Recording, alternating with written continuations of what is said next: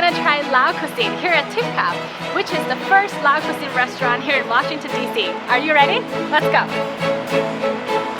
Alright, so we're here in the kitchen of Thip Khao. Let's do it. Yeah, awesome. We got over here is our workstation. It's where a lot of like kua mi, kua khao jia bong, and also musom. Kua khao jia bong is something that we created here. Oh, okay. Yeah, it's something almost like similar to like kimchi fried rice. Oh, wow, okay. We have here is our lab station. We have lab chicken, lab duck, lab alligator, pork, tofu. Right, so we have all the stations set up. We have here is our ingredients. Toasted rice powder is a must. It's an icon. It's an essential ingredient for lab. Ingredients all make in one container here.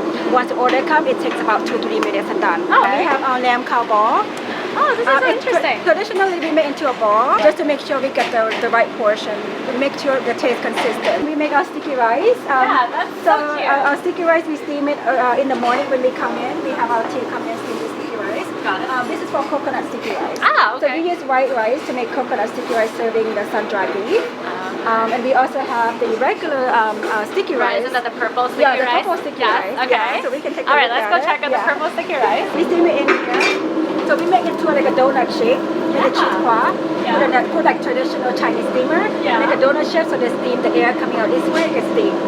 Gotcha. That's what's going on. I think we are done with the kitchen tour. Do you mind showing us a quick, just a makeup of maybe a lamb salad or something very quickly? Sure. Yeah? Oh, sure, yeah. No more than 3 minutes for lab.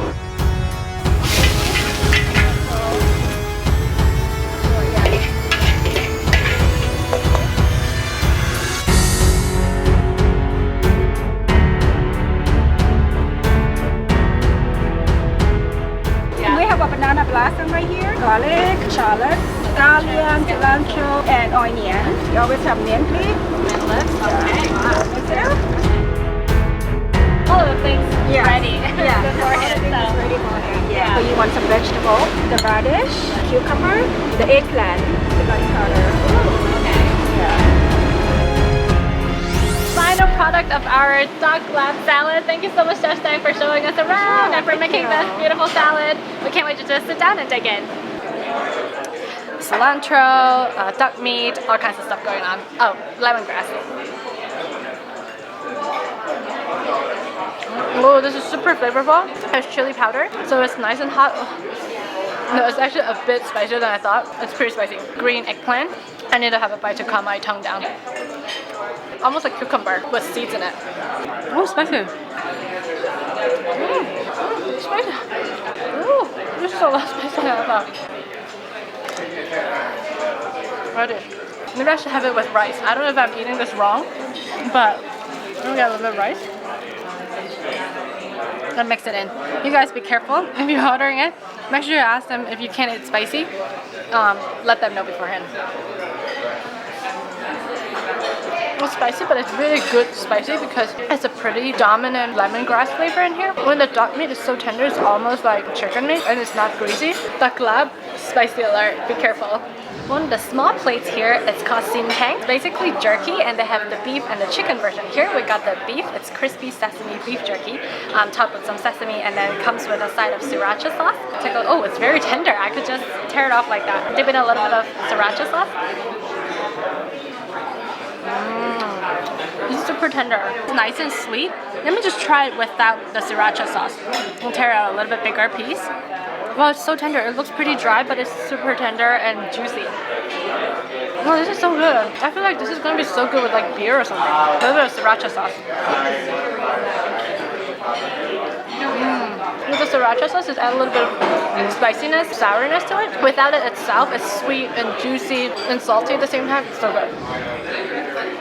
Oh, did I tell you? This is tamarind juice, and they added a little bit of lime in it to add a little bit of extra sourness, so it's not pure sweet. So this is a little bit sour, a little bit sweet. It's really, really good. Maybe we should try the chicken next time. Alright, so here we have the musam. It comes with a cute little sticky rice. Musam is basically the rice cured stir fry of pork belly. This pork belly has been cured for 3 to 4 weeks before they cooked it. So I'm just going to grab a little bit of the sticky rice. Oh, and by the way, their sticky rice is the whole grain purple rice. So the traditional way of eating it is to grab a little bit of your rice and then just grab basically a piece of your meat and eat it together. Look at this, I've got onions, I've got so much going on here. That pork belly fat, I could taste garlic. Another bite. Maybe with tomato this time. It's a bit sweet. Oh, it's so sweet, the tomato. Alright, another one. Rice ball. Alright, a piece of this super fatty pork belly. Which I really like. It's like garlicky, tender. It's like almost eating butter with the pork belly. Now this dish is not spicy, but I heard that the dried chili pepper is really, really spicy. It's like spicier than the fresh chili peppers, just a little bit. Wow, yes, spicy. Rice. Maybe wood ear. Oh, spicy. Oh, I've got some ginger too. There's so much flavor in here. The ginger slices are a little bit thick, but it's very thinly sliced. You can still feel the texture of it. That is so good. This is a lot more tender than I thought. So this is actually sausage. It's called Sai Wa, and it comes with their house-made pineapple mixed with fish sauce, and it's a little bit sweet. They house-made their sausage here too. They didn't buy it outside. They look at the inside. It's been marinated and it's been stuffed, and then they kind of pre-cook it first, and then when you order it, they will heat it up a little bit more on the grill. This is not spicy. I love it. Sausage itself is already pretty salty and very nicely marinated. Also tastes galangal lemongrass in the marinade of the sausage, and then their pineapple and fish sauce just really added like sweetness to it. Really good. Here we have cow pun, which is the red curry coconut with vermicelli noodles and lots of veggies, and we also have some chicken in the bottom. So let's take my first sip of the curry soup here. Let's see. Oh, look at this. It's like nice and creamy and yellowy.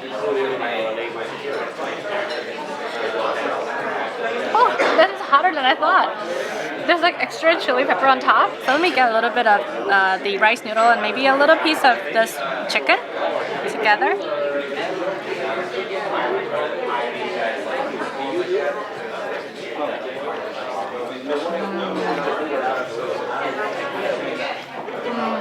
The chicken is nice and tender.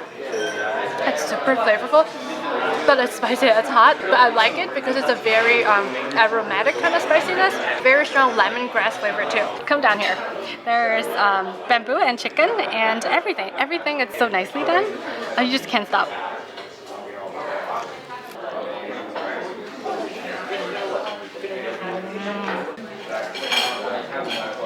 Finally, this feast here, we have the fried fish. This dish is called Kun Miang Pa, and it's a most recently added item onto their menu. Alright, so I saw on Instagram on how Chef Seng ate this. She basically grabbed a little of the collard green, tomato, lemongrass, ginger, special herbs here, purple cabbage, peanut, rice noodle. She told us the way she cut this green eggplant, she intentionally sliced it like this instead of thin slices because it could have more texture. Let me grab this fish. So this is butterfly cut deep fried fish. This is a pompano fish. Let me grab a little bit here maybe, without the bone hopefully. Wrap it all up, dip in with their special sauce here.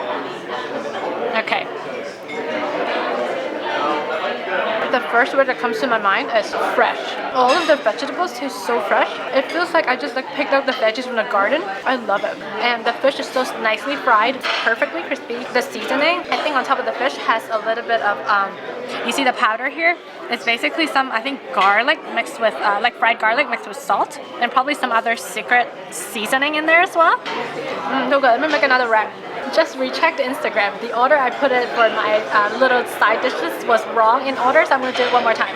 Alright, grab your collard green, grab a little bit of my fish, rice noodle, ginger, lemongrass, eggplant, tomatoes, herbs, cabbage, and instead of dipping, you need to put your sauce in it.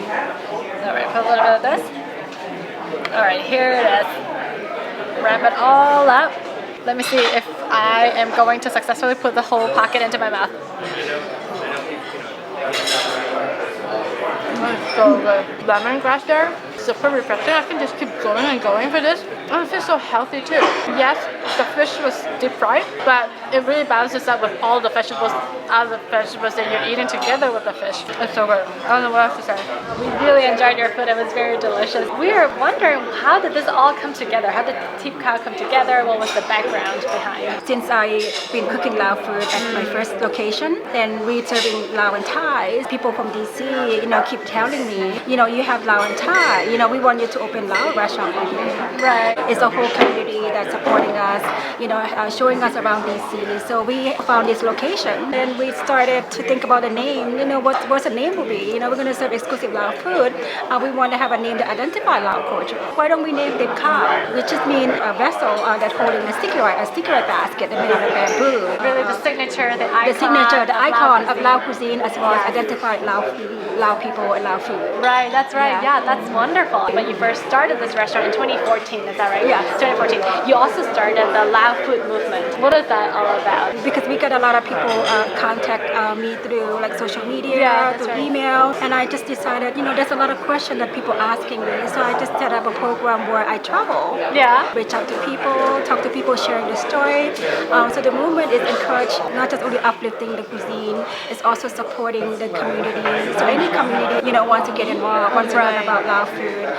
So I did a lot of traveling, sharing my story, encourage people that we have to be proud of it. Yes, like exactly. We don't have to go under other culture anymore. Right, we have been doing this for years, and we should be proud of ourselves. Really good to promote a culture through a cuisine, through food, because people just really naturally connect through food. Yeah. And through the food, you kind of learn more about the culture, learn more about what are the main ingredients that you guys always use. You guys eat by hand. This is part of the culture, and then so sharing that it's really interesting, and that's awesome. Well, thank you so much, Chef Seng. Yeah, thank you. Wow, what a Lao cuisine experience we have here in Thip Khao. I enjoyed so much, and I also learned so much. But as a first-time Lao food eater, I'd say their food is pretty intense. But I really enjoyed having so much fresh vegetables. It feels so healthy, and then the sourness and the spiciness really awakened all of my senses. We definitely enjoyed our experience here so much. If you did enjoy our video, you know what to do. Thumbs up, subscribe, hit on the bell. Until the next video, stay happy, eat yummy. I'm Naomi. We'll see you on the next video. Bye!